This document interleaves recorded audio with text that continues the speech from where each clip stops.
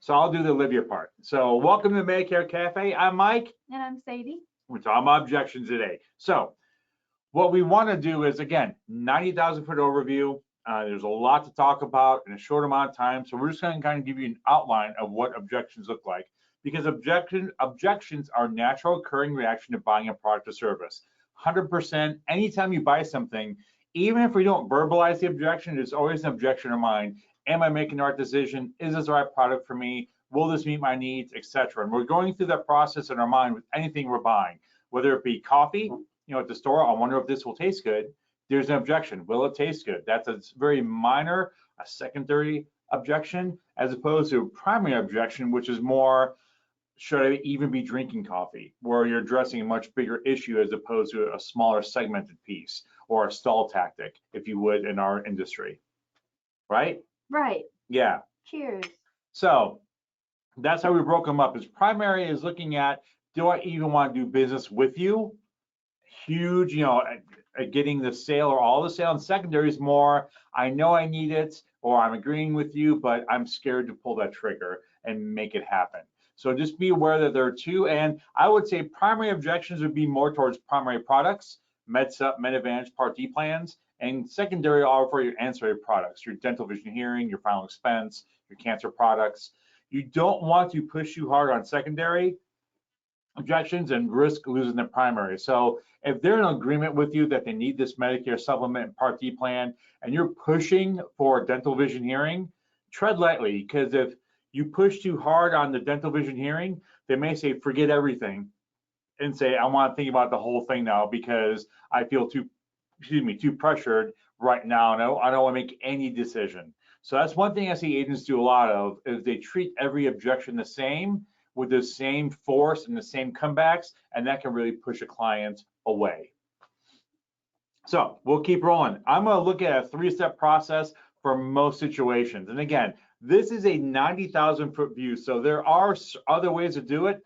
This is what worked for me in the field, is basically address the concern, repeat the objection, and respond. This is how I was trained, and this is how it stuck with me all throughout the field and in other situations as well, especially with my wife. So God bless her soul. So we're gonna walk through each one real quick right now again, because we've got so much to cover in such a short amount of time. I don't want to keep everyone on here for 2 hours, nor do I want to glaze over this too much where it's not really a concern. Cool? Cool. All right. So first thing you want to do is address the concern. I had to slow down.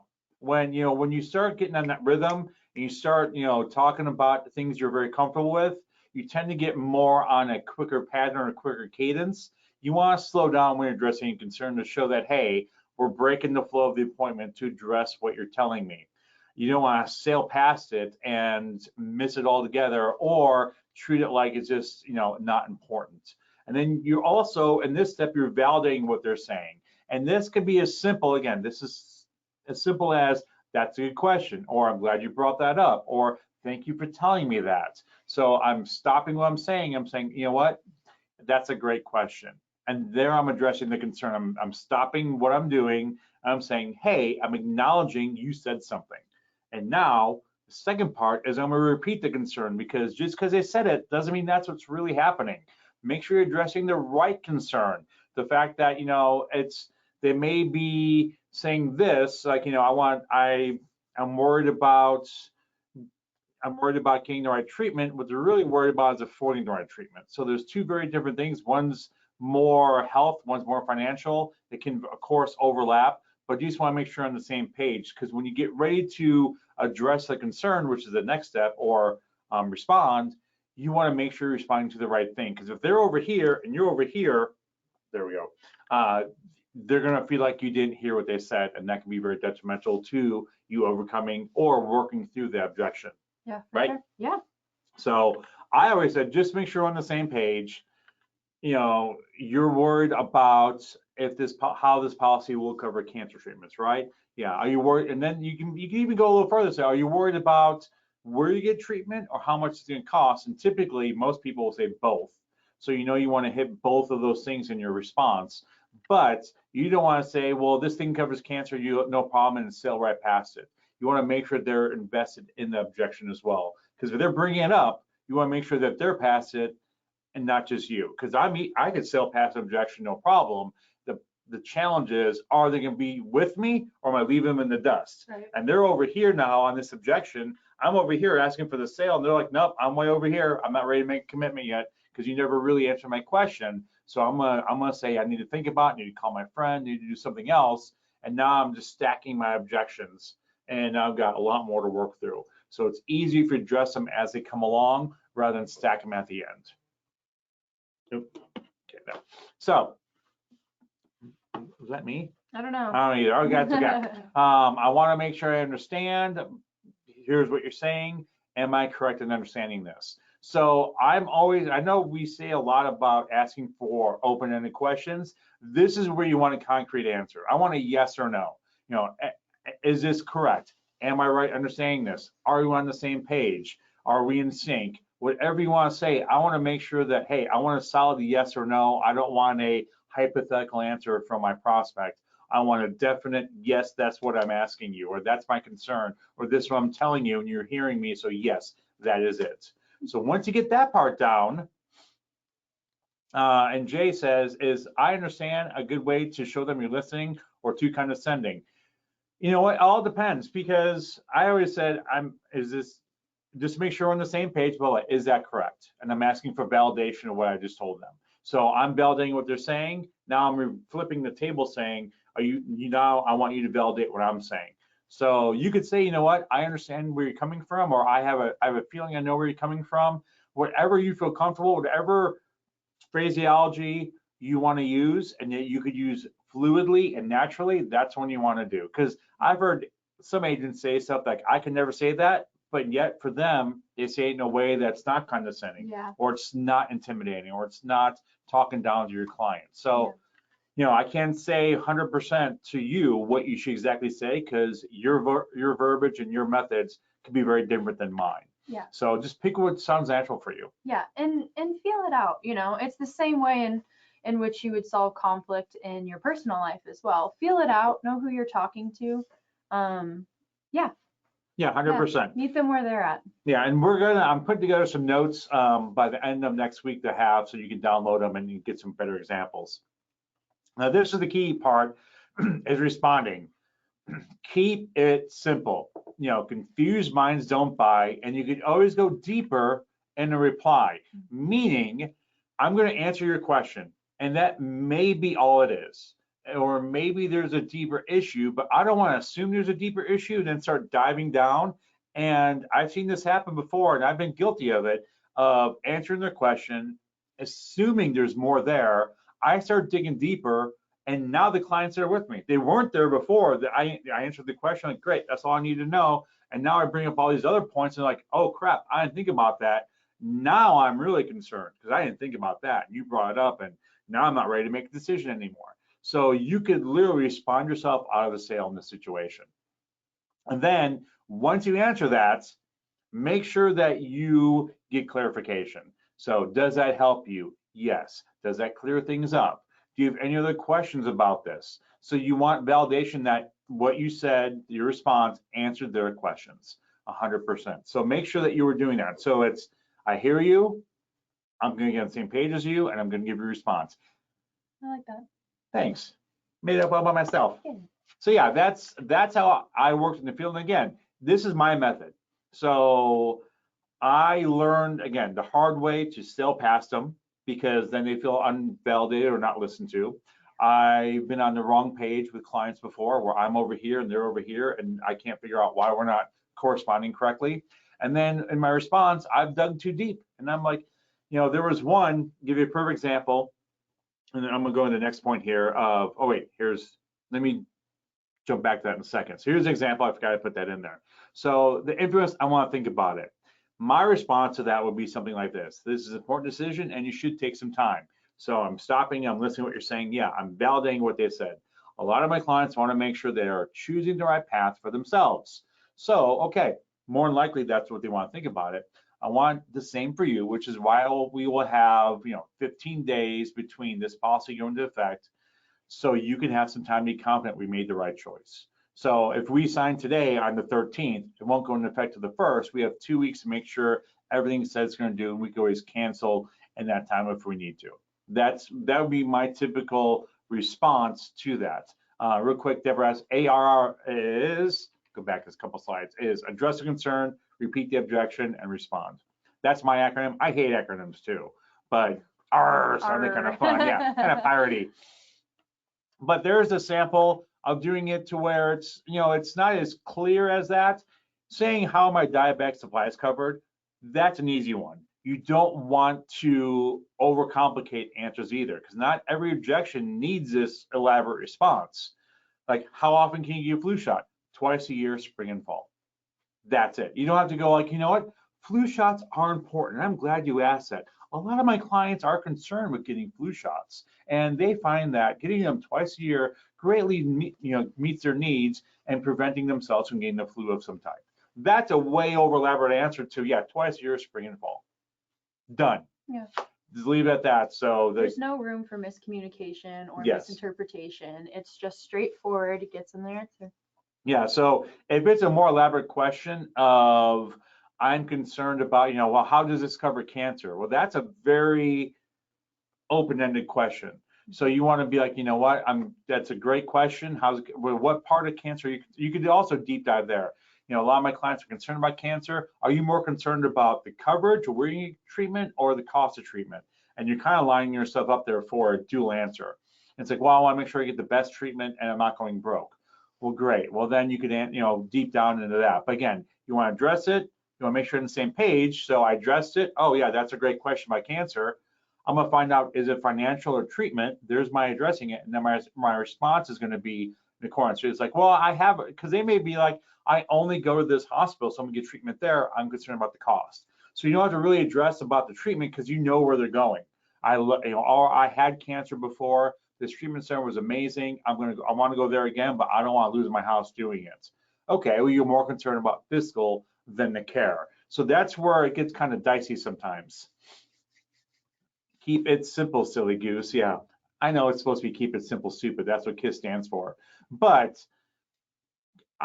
one of the biggest things that stuck out to me in all my years of selling insurance is confused minds don't buy. And that is 100% true. If I'm not sure about how something is going to work, I don't pull the trigger. I don't buy it. Yeah. I'm just like, I don't want to buy this and just become so frustrated with it because I know how to use it that now I'm going to be full of regret. And that's one of the biggest pain points is I regret making that decision. You don't want your clients to regret that. So that's, again, in 15, 20 minutes we talked, that's a 90,000 foot overview of overcoming objections. And you may find that you have extra steps in yours, you may have different verbiage, but the point is to have a process, because that helped me thinking, okay, objection, address, same page, respond. I always do that in my head when I hear someone throw me an objection, because that keeps me on point. Great story. I'll share with you real quick. A friend of mine sells real estate, and he goes, here's where I learned to always bring my A game. He had a pretty, I wouldn't say a friend, but someone he knew pretty well, call him up and say, hey, I'm thinking about selling my house. Come on over, let's talk about it. So he shows up, he goes, yeah, we had a beer, we just sat there and BS'd on his back porch. I said, yeah, I can definitely take care of you. We talked about other things. He goes, great, well, let me think about it and I'll call you. So he leaves. The next day, he calls me in the afternoon and goes, man, I hate to do this, but I'm gonna have to go to somebody else. He goes, this other realtor showed up, she showed me a marketing plan, she showed me all this, she did all that, and I just liked her, I like what she was saying, so I'm gonna go with her. And he's like, okay, cool, no hard feelings. He realized I didn't bring my A game. I went off script. I threw all my sales training out the window, assumed it was, I treated him like a friend, and he was looking for a professional. He wasn't looking for a friend to chat about selling his house. He was looking for a professional to do it for him. So I learned, that was very empowering to say, hey, even if you're going to a friend's house, always treat them like they're going to be a potential client. Don't just show up and be like, hey, I kind of know you. We'll just put you in this, no problem, you'll be fine. Always go through the motions, because that's when you put on your professional hat and say, I'm here to solve your issues, answer your questions, put you in the right plan, show up with your A game every single appointment, and you find you're going to close more. Yeah, that's good. Thanks. So yeah, any questions on this or any situations you've come across, please throw them in the question area. There is a lot of, and Brian, do his O strength. Yeah. Just channel Olivia. What would Olivia do? And do the opposite. No, kidding. Just kidding. Oh, I didn't change that slide. So I ignore that. But next week, we're going to talk about objections to getting appointments, because these objections are a little easier because you're face-to-face or on the phone with somebody that's already said, yes, I want to meet with you about my insurance. Harder objections, in my opinion, are people that don't know you. Hey, I'm a complete stranger calling you about your Medicare. Let's talk about it. They're like, I don't want to talk about you, about my Medicare. I don't know you. Who are you? What's going on? Those are the ones that I think are more challenging. These, I think, because, and this is why I like face-to-face appointments a lot better, because you get that that's a sense of being with them. You get their body motions. You can kind of sense the tension in the room. Because if you're talking to them on the phone, you don't know if they're sitting there doing this, or if they're taking notes, or if they're really interested. There's no way to gauge. You can a little bit, but not as well as if they're sitting across the table from them.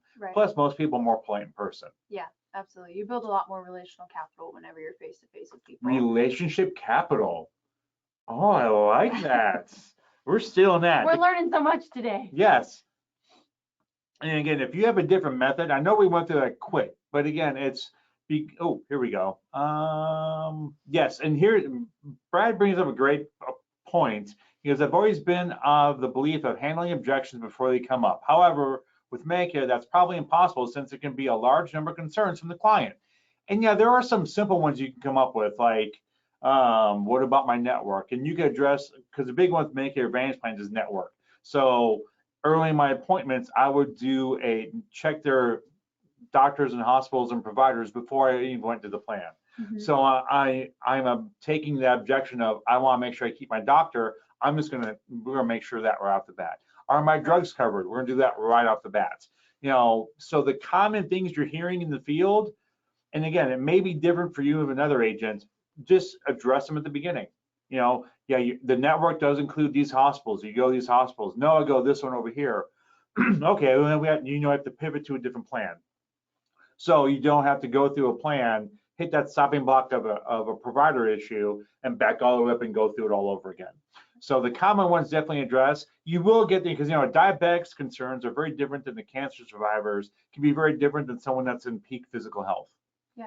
And then you got financial, and the financial is a hard one, because some people are very proud about their money and won't talk about it. So that's a little more difficult, where the objection of, I want to think about it, may be a financial decision that they don't want to share with you, because you're still a stranger in their eyes. Sure. And they're not, if they want to talk about it with their kids, they're probably not going to talk about it with a complete stranger in their home or over the phone or in your office, wherever it may be. So just be aware of that.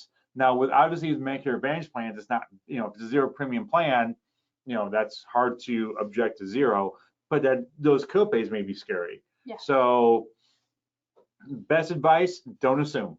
Don't assume what your clients are going through, because you never know. Some people will do everything in the world to make it look like they're rich if they're not. They can't rub two pennies together. So yeah, it's a great point. But yeah, in the beginning of the appointment, knock out all those usual objections if you would. Well, that kind of makes me think, and I almost asked this, but I hesitated. What would it have looked like for the friend to not necessarily just automatically assume that he needs to bring his professional A game with his friend, but to ask his friend, hey, how do you want to go about this? Do you want me to be your friend right now that sells real estate, or do you want me to be your realtor? And what would that look like? You know what though? I think that's, to me, and this is my view, and that's a great question, by the way. I hear what you're saying. Right.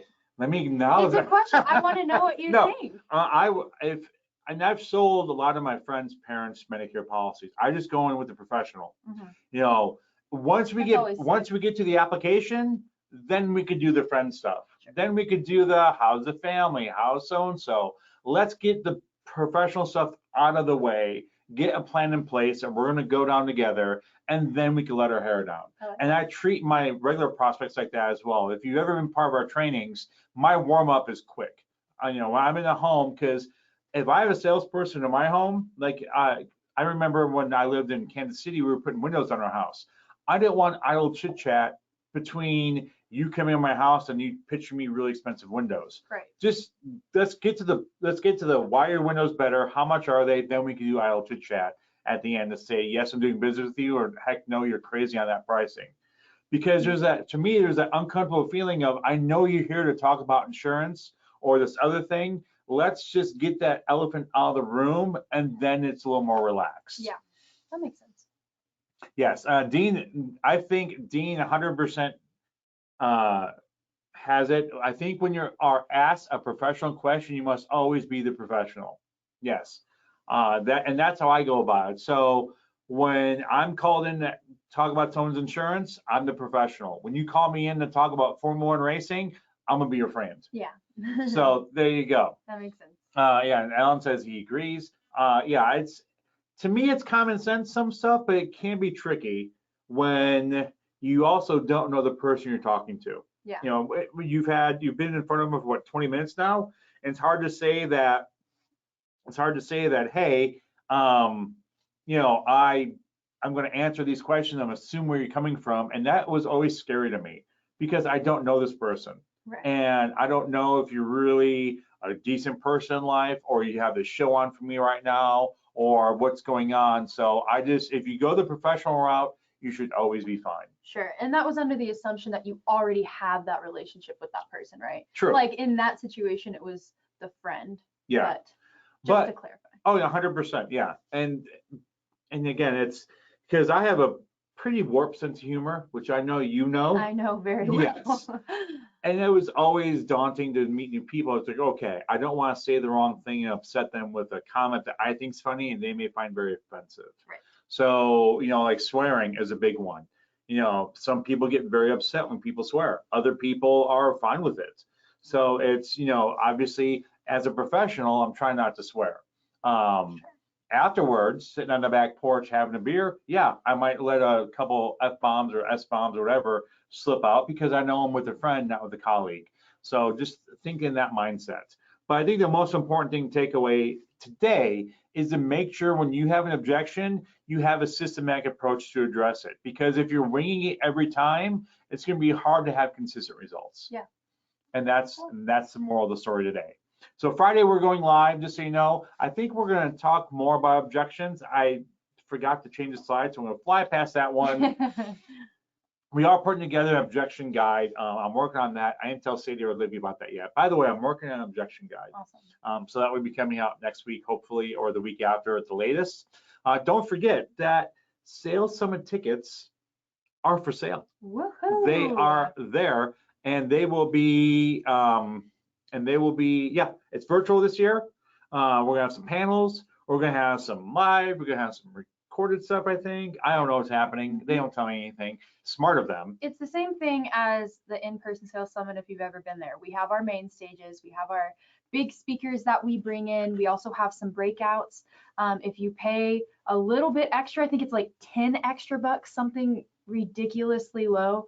You can get extra breakouts that you can watch. And then you can also go back. This is one of the best things that we love about doing virtual events is you can go back and watch them. Yeah. If we were in I was going to say real life. This is real life.